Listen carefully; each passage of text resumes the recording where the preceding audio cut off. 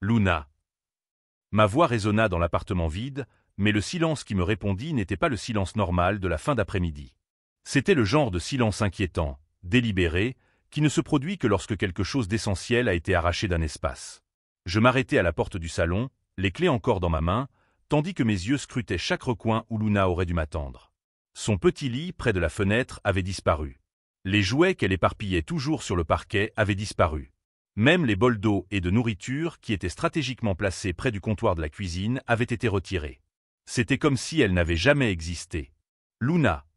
ai-je appelé à nouveau, plus fort cette fois, même si mon cœur se serrait déjà à l'idée qu'elle n'était pas là. J'ai méthodiquement parcouru chaque pièce, vérifiant les placards, sous les lits, derrière les meubles. Une partie de moi espérait encore la trouver cachée, en train de jouer à un jeu impossible. Mais Luna ne se cachait pas. Elle ne se cachait jamais. Elle était toujours là quand je rentrais à la maison, la queue qui remue, le corps tout frémissant d'excitation, prête à faire son travail. Mon téléphone vibra contre ma hanche. Un message de ma belle-mère, Margaret, « Viens ici dès que tu rentres. Il faut qu'on parle. » Les 20 minutes de trajet jusqu'à leur maison m'ont semblé interminables. Mes mains sont restées fermement agrippées au volant, malgré la peur glaciale qui s'installait dans mon estomac comme du plomb. 15 ans passés à travailler comme coordinateur des prestations sociales m'avaient appris à séparer les émotions de l'action, mais cette fois-ci, c'était différent. Cela semblait personnel, contrairement aux urgences professionnelles. Leur maison était exactement la même que d'habitude. La lumière jaune du porche projetait des ombres familières sur les marches que j'avais montées des milliers de fois. Les parterres de fleurs de Margaret étaient toujours méticuleusement entretenus, malgré ses plaintes constantes au sujet de l'argent. Le camion de Harold était dans le garage, celui que je l'avais aidé à acheter lorsque l'ancien avait rendu l'âme. Mais lorsque Margaret a ouvert la porte, son expression était vide, presque professionnelle. Aucune chaleur, aucune inquiétude quant à la raison de ma présence. Juste la légère impatience de quelqu'un qui avait une tâche à accomplir. « Où est Luna ?» ai-je demandé sans entrer. « Nous l'avons emmenée dans un refuge », a-t-elle répondu avec désinvolture, comme si elle m'annonçait qu'elle avait réorganisé le salon. « Les animaux coûtent trop cher quand on a des factures à payer. » Ces mots m'ont frappé comme un coup de poing. J'ai senti ma poitrine se contracter, ma respiration devenir haletante. Luna, qui dormait à côté de mon lit toutes les nuits, dont la présence était la seule chose qui me permettait de dormir sans faire de cauchemars. Luna, qui détectait mes crises de panique avant même moi et savait exactement comment y répondre. Je m'appelle Samuel, j'ai 29 ans, et Luna était ma compagne et ma bouée de sauvetage depuis 3 ans. Quel refuge! Ma voix était ferme, professionnelle. Des années d'entraînement prenaient le dessus lorsque l'émotion menaçait de me submerger. Est-ce que ça a de l'importance? Margaret haussa les épaules et recula pour me laisser entrer. Nous avions besoin de l'argent que tu dépenses pour sa nourriture et ses frais vétérinaires. Les médicaments d'Harold redeviennent plus chers, et tu sais à quel point les choses sont difficiles en ce moment. J'acquiesçai lentement, calculant. Les factures sont importantes. Elle sembla surprise par ma réponse calme, peut-être même déçue. Je pouvais le voir dans ses yeux. Elle s'attendait à de la colère, des larmes, une explosion émotionnelle qu'elle pourrait rejeter comme une réaction excessive. « Je pensais que tu comprendrais », a-t-elle poursuivi, ragaillie maintenant que je ne me disputais pas avec elle. « Tu es toujours si pragmatique avec l'argent, si logique sur ces questions. » Je le suis, ai-je acquiescé en la suivant dans le salon où Harold était assis dans son fauteuil inclinable, la télécommande à la main, sans me regarder. 3 ans de thérapie m'avaient appris des techniques de respiration, des exercices d'ancrage, des moyens de rester fonctionnel même lorsque mon monde s'écroulait. Ces compétences m'étaient utiles à présent. Mais tandis que Margaret continuait d'expliquer sa décision pratique, je ne pensais pas au deuil ou à la perte. Je pensais à la paperasse. Et il n'avait aucune idée de ce qu'il venait de se coûter. Si vous aimez cette histoire de justice familiale, n'oubliez pas de vous abonner à la chaîne, car ce qui s'est passé ensuite a tout changé pour toujours. Harold et Margaret pensaient avoir fait un choix intelligent concernant un « animal trop cher ». Mais ils ne savaient pas que Luna n'était pas seulement un animal. Et lorsqu'ils découvriraient la vérité, il serait trop tard pour réparer les conséquences dévastatrices auxquelles ils allaient devoir faire face. « Quel refuge ?» ai-je demandé à nouveau, en contrôlant ma voix. « City Animal Service », a répondu Margaret en s'installant dans le fauteuil avec l'air satisfait de quelqu'un qui a résolu un problème de manière efficace. Ils ont dit que Luna était une jolie petite chienne. Elle trouvera un bon foyer avec des gens qui pourront vraiment prendre soin d'elle. L'implication était claire. Je ne pouvais pas m'occuper d'elle correctement parce que je gaspillais de l'argent dans des luxes inutiles au lieu d'aider ma famille à subvenir à ses besoins essentiels. Combien pensez-vous économiser? demandai-je. Le visage de Margaret s'illumina. Elle adorait parler de sujets pratiques, de budget, d'économie, de décisions financières responsables. Eh bien, cette nourriture pour chien que tu achètes coûte combien? 60 $ par mois. Et les factures du vétérinaire. Tu te souviens quand elle a eu cette infection à l'oreille au printemps dernier? 200 $ rien que pour les antibiotiques. Les toilettages, a ajouté Harold, qui a enfin pris la parole sans quitter la télévision des yeux. 40 $ toutes les 6 semaines, pourquoi? Pour qu'elle soit belle. Et les jouets, continua Margaret, prenant de l'élan. Ces puzzles coûteux que tu lui achètes toujours. 20, 30 $ chacun pour des morceaux de caoutchouc et de corde. Je fis le calcul mentalement pendant qu'ils énuméraient leurs économies supposées. Ils estimaient à peut-être 1200 $ par an les dépenses qu'ils considéraient comme futiles. Ils n'avaient aucune idée de ce qu'ils venaient de faire. Vous avez raison, dis-je. Ces dépenses s'accumulent vraiment. Margaret se pencha en avant, satisfaite de ma réponse sensée. Et honnêtement, ce n'est pas comme si elle était vraiment nécessaire. Je veux dire, elle est adorable, mais ce n'est qu'un animal de compagnie. Ce n'est pas comme si vous aviez besoin d'elle pour quelque chose de vraiment important.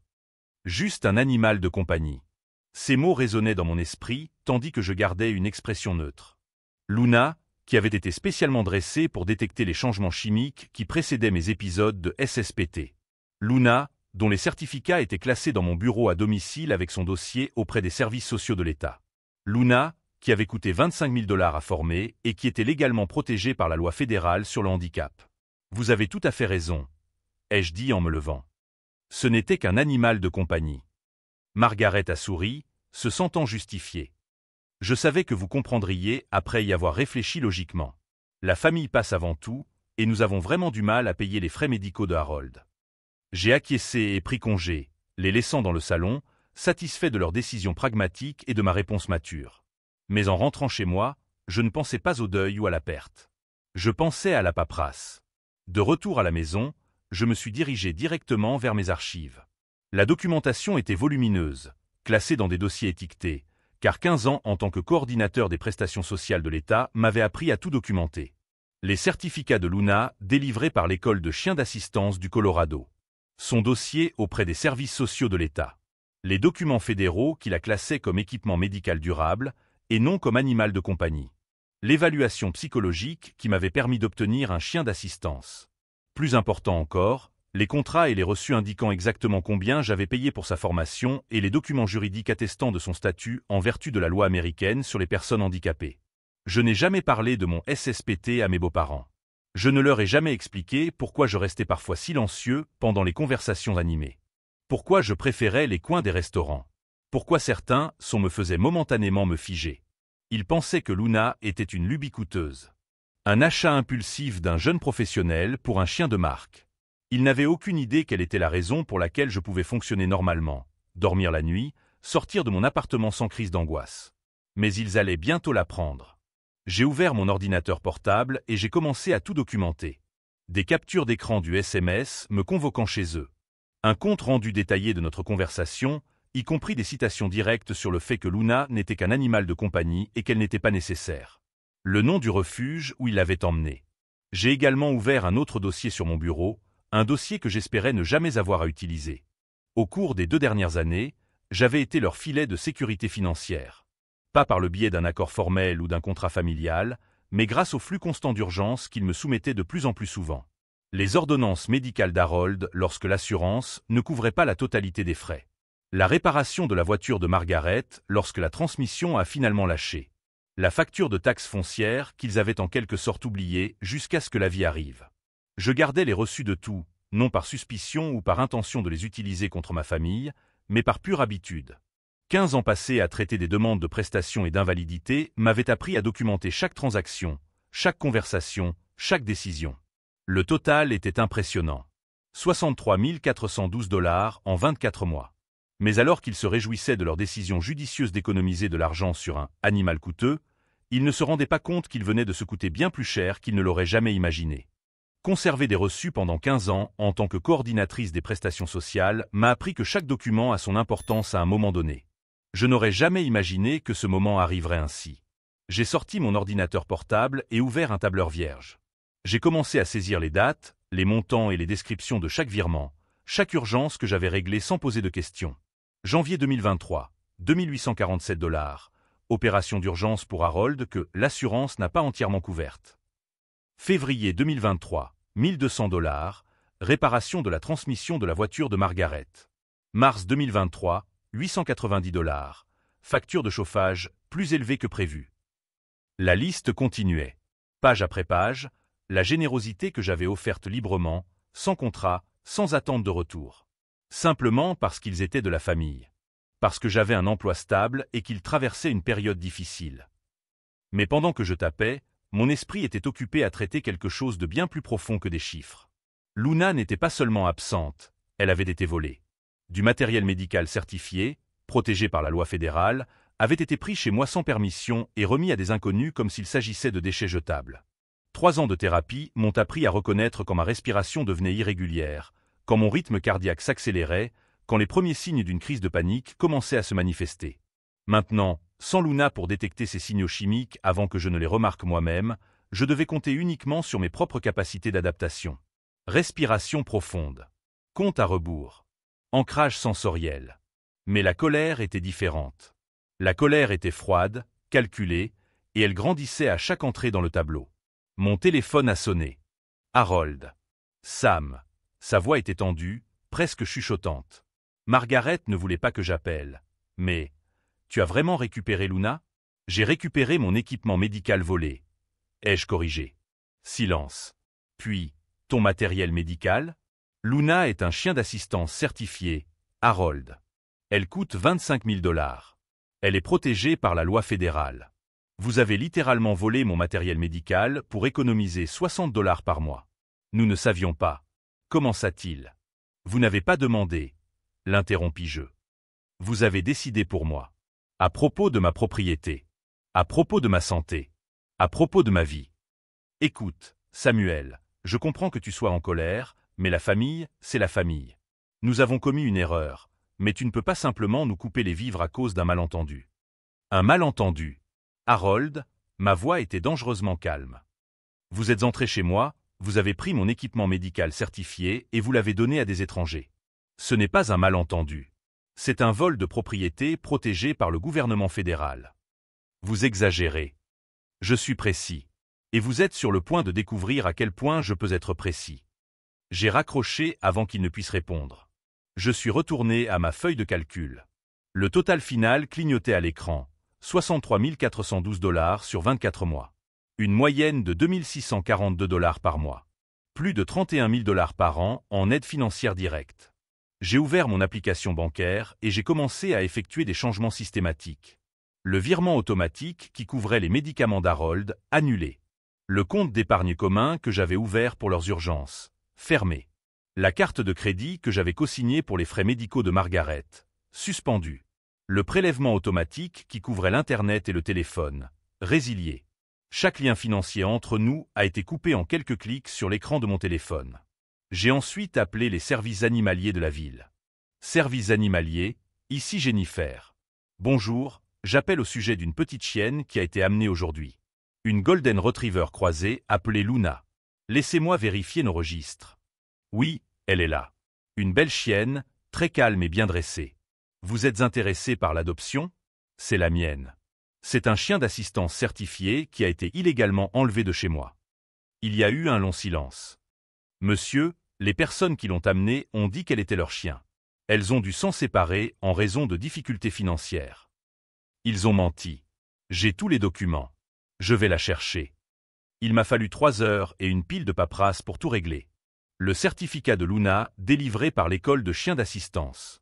Son enregistrement auprès des services sociaux de l'État, qui m'identifiait comme son maître désigné. Les documents fédéraux stipulant que les chiens d'assistance ne peuvent être remis à personne d'autre que leur maître dressé.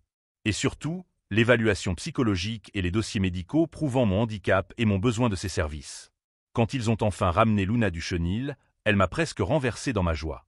Tout son corps tremblait, sa queue fouettait l'air, et un gémissement aigu de joie s'échappait de sa gorge.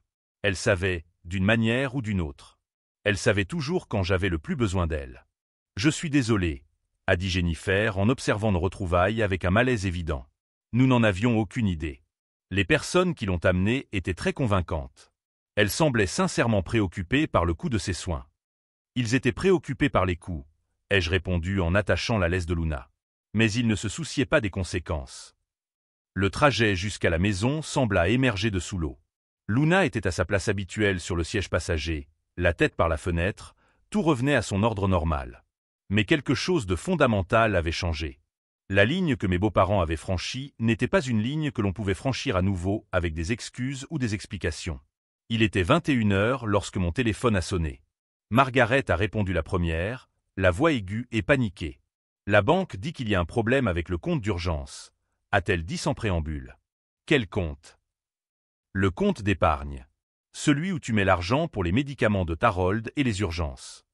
Je l'ai fermé. Quoi? Pourquoi as-tu fait ça? Vous avez dit que les animaux coûtaient très cher et que l'argent devait servir à payer les factures. Je suis votre conseil. C'est à ce moment-là que Margaret a compris qu'il s'agissait de bien plus qu'un simple malentendu au sujet d'un chien. C'est complètement différent, a crié Margaret. Cet argent est destiné aux urgences, aux besoins réels. Comment pouvez-vous donner le chien d'assistance de quelqu'un? Demandai-je calmement. Silence. Puis, très prudemment, un chien d'assistance. Luna est un chien d'assistance certifié, Margaret. Sa formation a coûté 25 000 $. C'est un équipement médical protégé par le gouvernement fédéral, pas un animal de compagnie. Et vous l'avez donné pour économiser 60 $ par mois en nourriture. Encore le silence. Je pouvais entendre Harold demander ce qui se passait, sa voix étouffée mais de plus en plus agitée.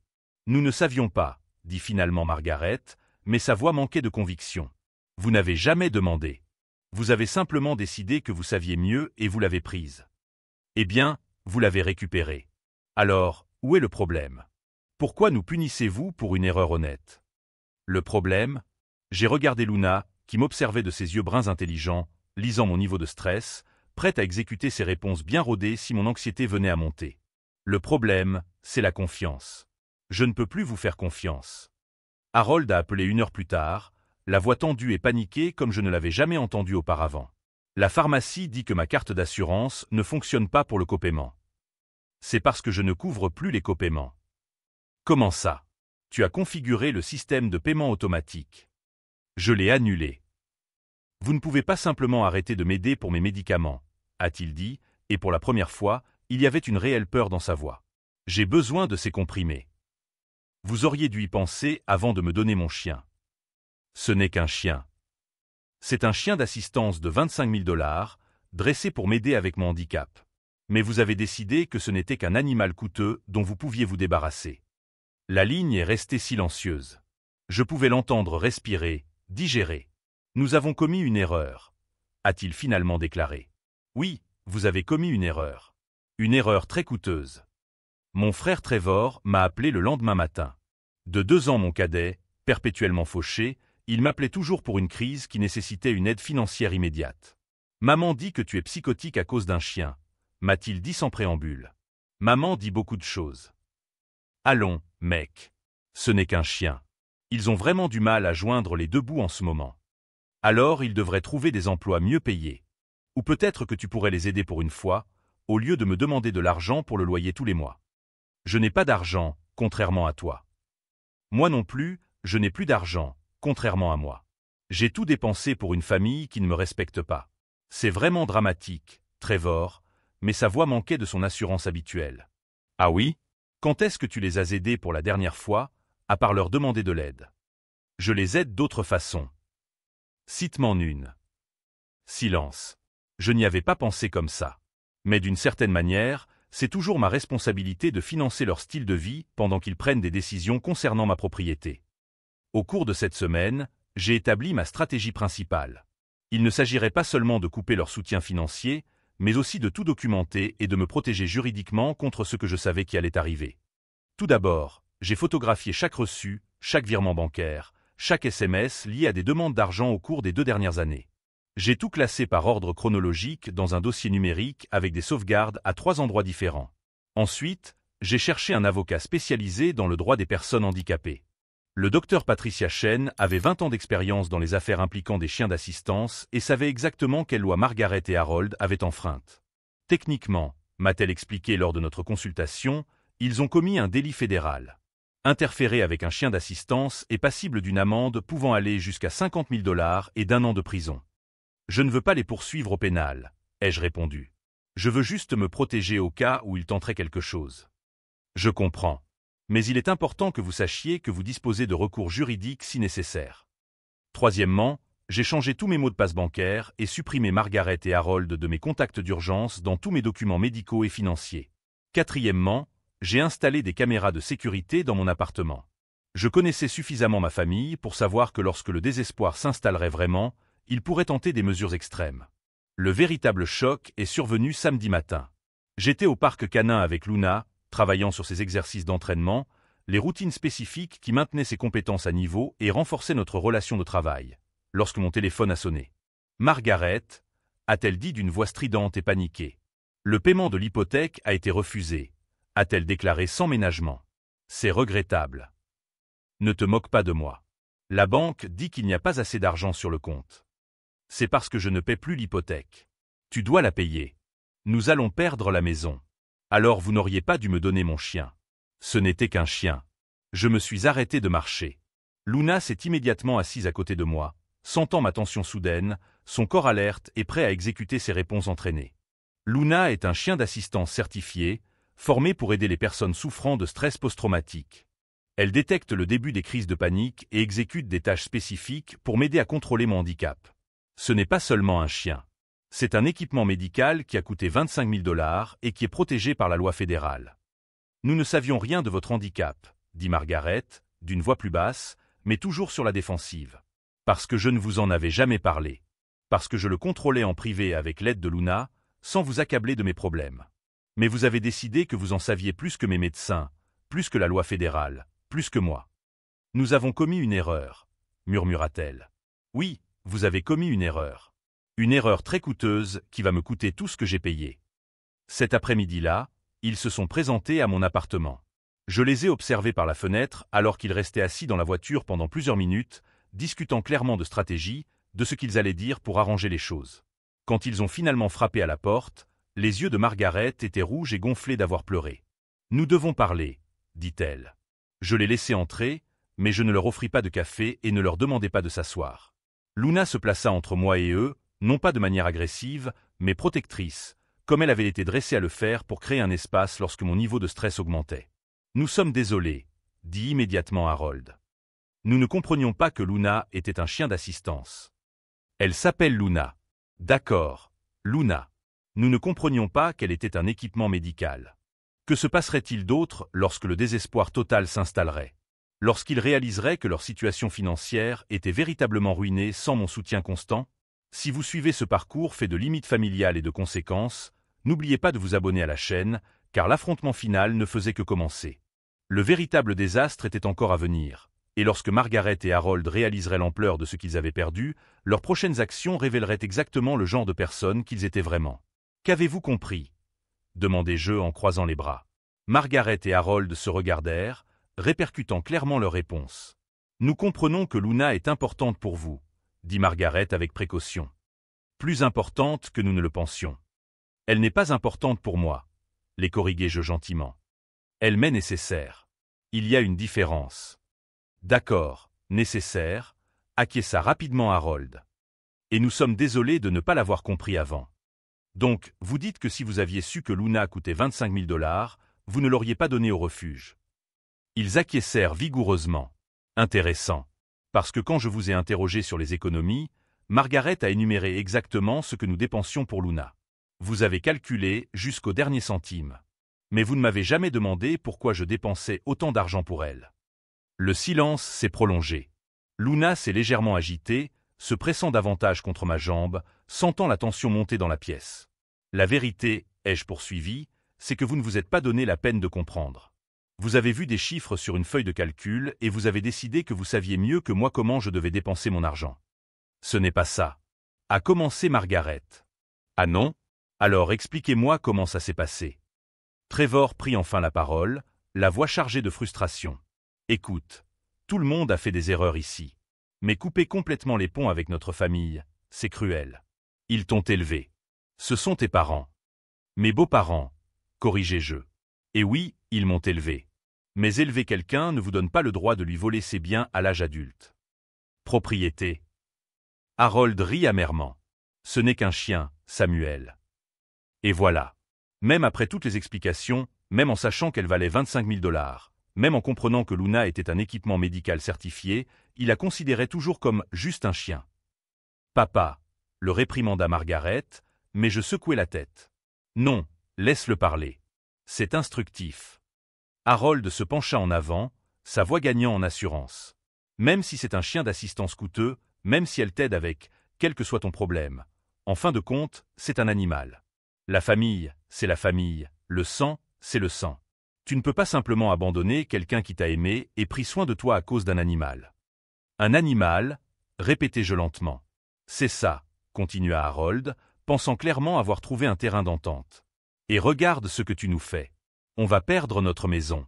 Je ne peux pas acheter mes médicaments. Ta mère doit utiliser des bons alimentaires. Tout ça à cause d'une erreur concernant un chien.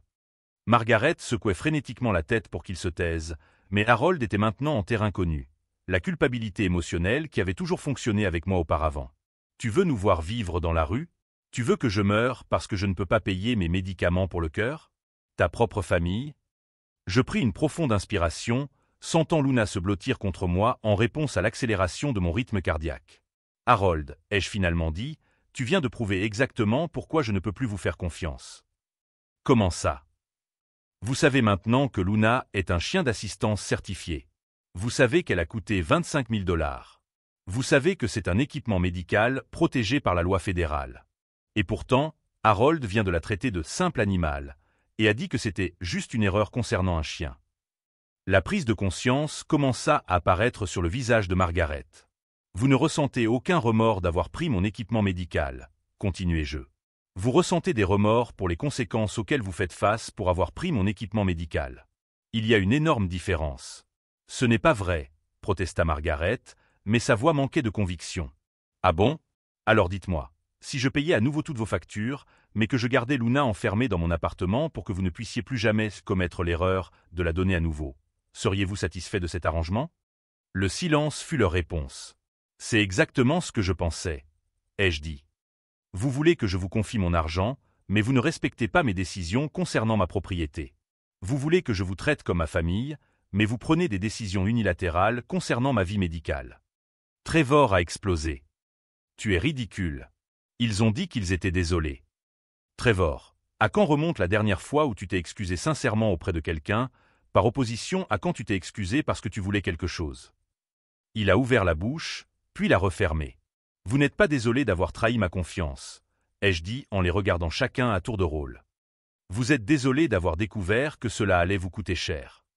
Margaret s'est mise à pleurer. Samuel, s'il te plaît. Nous sommes ta famille. Nous avons commis une erreur, mais nous ne pouvons pas perdre notre maison. Nous ne savons pas quoi faire sans ton aide. Vous auriez dû y penser avant de donner Luna à la fourrière. Mais nous l'avons ramenée, a crié Harold. Tu as retrouvé ton chien. Après m'avoir coûté 6 heures de paperasse juridique et de documentation fédérale pour prouver que vous aviez volé mon équipement médical, répondis-je calmement. Et vous ne comprenez toujours pas pourquoi c'est un problème. C'est alors qu'Harold joua sa dernière carte, la seule qu'il pensait avoir encore. Très bien, dit-il d'une voix basse et menaçante. Si c'est comme ça que vous voulez jouer, nous allons parler à toute la famille de votre handicap. Nous verrons ce qu'ils pensent du fait que vous coupez les vivres à des parents âgés à cause d'un SSPT dont personne ne connaissait l'existence. Le silence dans la pièce était total. Luna se leva, se plaçant complètement entre Harold et moi, son entraînement se mettant en marche en réponse à la menace qu'elle percevait dans sa voix. Harold, murmura Margaret, horrifiée. Mais je me mis à sourire. Et ce n'était pas un sourire gentil. Je vous en prie, faites-le, dis-je d'une voix dangereusement calme. S'il vous plaît, dites à toute la famille que je vous ai coupé les vivres après que vous ayez volé mon équipement médical pour handicapés. S'il vous plaît, expliquez à tante Carole, à oncle Jim et à tous les cousins comment vous avez pris un chien d'assistance certifié de 25 000 $ à un vétéran atteint de PTSD et l'avez donné à un refuge pour économiser 60 $ de nourriture. Le visage d'Harold pâlit. Expliquez-leur comment, après m'avoir donné plus de 60 000 $ d'aide financière pendant des années, vous avez décidé que mon équipement médical était jetable. Je vous fournirai même les documents fédéraux pour le prouver. Margaret regardait son mari avec une horreur grandissante. En fait, ai-je poursuivi en prenant mon téléphone, pourquoi ne pas appeler tante Carole tout de suite? Nous pouvons avoir cette conversation en famille immédiatement. Non, dit rapidement Harold. Ne fais pas ça. Pourquoi pas? Je pensais que vous vouliez informer la famille de ma situation. Et c'est à ce moment-là que Harold a enfin compris. Non seulement il avait perdu, mais chaque tentative de chantage, chaque menace, chaque manipulation émotionnelle n'avait fait que creuser le trou plus profond. Sortez de ma maison, dis-je silencieusement. Samuel. Tenta Margaret une dernière fois. Maintenant. Ils se levèrent lentement, vaincus. Lorsqu'ils arrivèrent à la porte, Margaret se retourna une dernière fois. Et si on disait à tout le monde qu'on est désolé? Publiquement?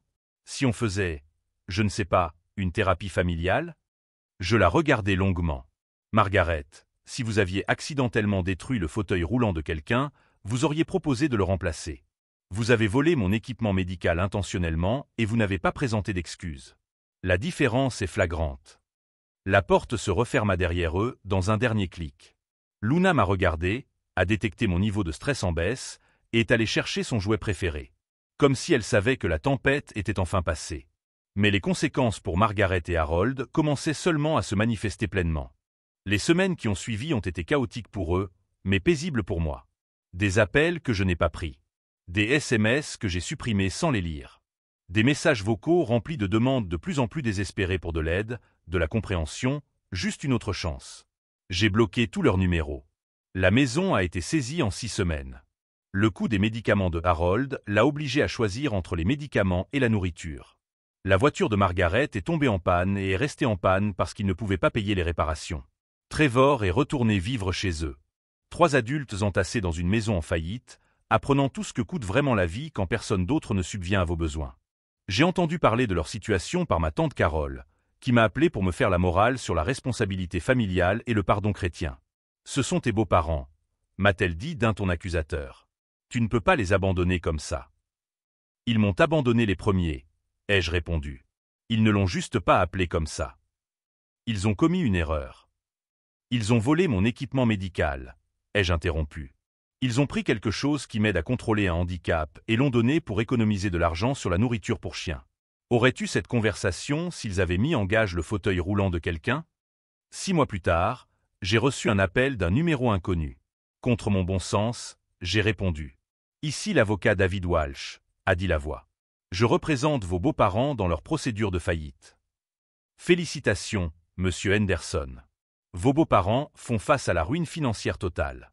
Ils vont perdre tout ce qu'ils possèdent. Je suis au courant. Ils m'ont demandé de vous contacter au sujet d'un éventuel accord familial, une sorte d'arrangement qui pourrait les aider à éviter la faillite totale. Je suis resté silencieux pendant un moment, regardant Luna dormir paisiblement dans son lit à côté de mon bureau. Heureuse, en sécurité, exactement là où elle devait être.